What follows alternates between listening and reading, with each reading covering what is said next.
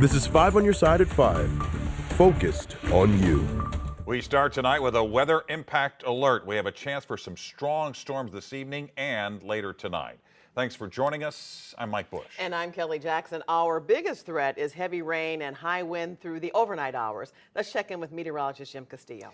Yeah, hi guys. So one severe thunderstorm warning, and it's right along Perry County, along the Mississippi River here, till about 5:30. Now this cell itself has had golf ball size hail and some wind gusts to about 60 miles an hour. Look at that lightning though. A lot of lightning with it and heavy rain as it moved through southeastern Randolph County in Illinois. Rockwood had a couple of trees go down there. And of course, we're watching it as it moves out of the viewing area into Jackson County, Illinois.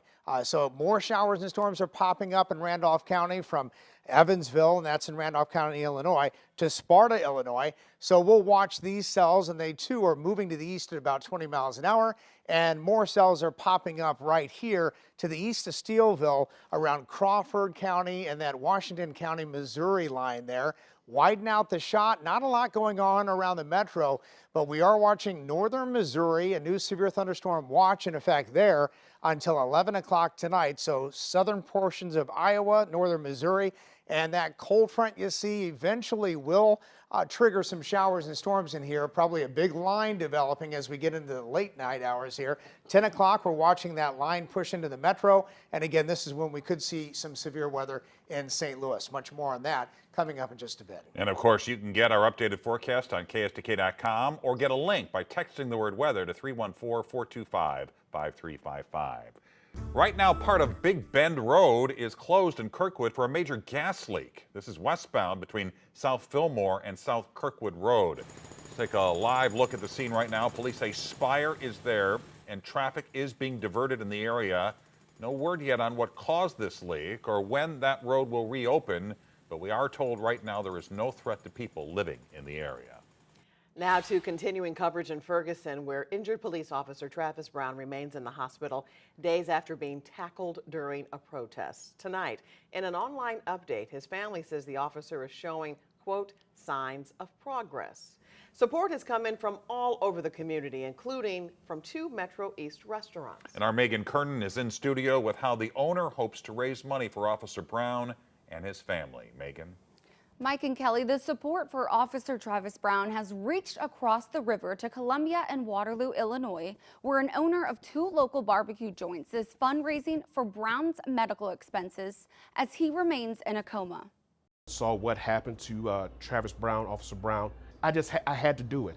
I'm not doing it for no accolades, no pat on the back, no achievement on my end. A thin blue line, one officer supporting another in a time of need. The Mr. Barbecue, Kewan Guyton, has been in law enforcement for almost 31 years. As a St. Clair County Sheriff's deputy, badly injured in the line of duty 8 months ago, this hit close to home. I got injured helping the local police department inside of St. Clair County arrest an armed robbery suspect. It could be miles away, it could be a state away. We're always praying for each other. We're there for each other. We have their 6, as we call it. We have their back. Raising money through fried chicken. Mr. Barbecue in Columbia and Waterloo is cooking up something special for Ferguson officer Travis Brown. For every fried chicken meal bought at both locations Monday, Mr. Barbecue will donate $10 toward Brown's medical bills. I was like, I'm gonna do something, raise some money for Travis's family. I'm sure he's got a long road ahead of him. Christina Bailey, Travis Brown's sister, said in an update on his GoFundMe that he's undergone several surgeries and procedures to address the swelling and fluid on his brain. Bailey says, quote, we've witnessed a few small but significant signs of progress. 3 coughs and slight movements in his leg and hand. These moments, though brief, filled us with hope and joy. Ferguson Police Chief Troy Doyle tells us he's been visiting Brown in the hospital every day. It's tough, especially again, not only did the guy work for me, he was a personal friend of mine. He's just a great guy, just an overall great guy. Man, we love you. We love you. Want you back here. We miss you. Brown's GoFundMe has more than $106,000 to help lessen the financial burden on him and his family. If you'd like to help Brown's road to recovery, you can find his GoFundMe link in the As Seen on TV section on KSDK.com. That's where you'll also find the details about Mr. Barbecue's fundraiser for Brown. It's happening all day on Monday from 11 a.m. to 8 p.m. at the Columbia and Waterloo locations. Today, a woman pleaded guilty in a harassment case out of South St. Louis. Judy Klein was caught on surveillance video in January of 2022, hitting a Latino family's door with a hammer and shouting racial slurs. Klein had lived in the home decades before all this happened. A judge sentenced Klein to 5 years probation today for interfering with the family's housing rights. She has to stay in a nursing home and get mental health treatment. Tonight, a St. Louis County doctor shines a light on radioactive waste victims who live near Coldwater Creek. The St. Louis native is pushing for a medical trial that could detect multiple cancers with one blood draw. Justina Coronel joins us in the newsroom with more on his research. Justina.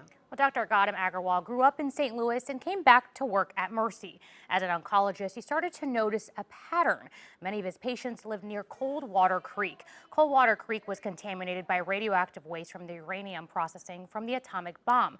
Agarwal began his research, which led him to his latest publication in the Journal of the American Medical Association. The focus to use the newest technology to screen potential cancers in high-risk populations. And beyond that, his latest effort is to get a trial to come to St. Louis, which would offer a free multi-cancer early detection test. Now, usually those tests run at $900. And if it does come, it would target underserved populations and patients who are Medicare eligible. So having this kind of early cancer detection technology using multi-cancer early detection, we need to put it into the hands of people that don't get screened for those other cancers that we don't have screening for. In order to get this trial, it relies on funding and location. Dr. Agarwal said he is hopeful in the next 6 months they will have answers to get this trial going. And we just wanted to update you on the tornado warning in effect for just outside of the viewing area. It's a part of Perry County, Missouri, but just outside of our viewing area. A little bit of spin in here, radar indicator rotation. We have not had a confirmation of a tornado, but definitely some spin in this as it moves right along the Mississippi, extreme southeastern Perry County, and eventually as it moves east into Illinois, it'll be out of the viewing area. Another severe thunderstorm warning for Randolph County in Illinois, and I'll have much more on our forecast coming up in just a bit. New details tonight on actor Matthew Perry's death. The charges several people are now facing following his overdose. The VP candidates going head-to-head when you can watch them debate. He was still conscious, and he actually grabbed my face and said, "Let me go." A family who lost a son is using their story to help others. The warning they have for young athletes tonight.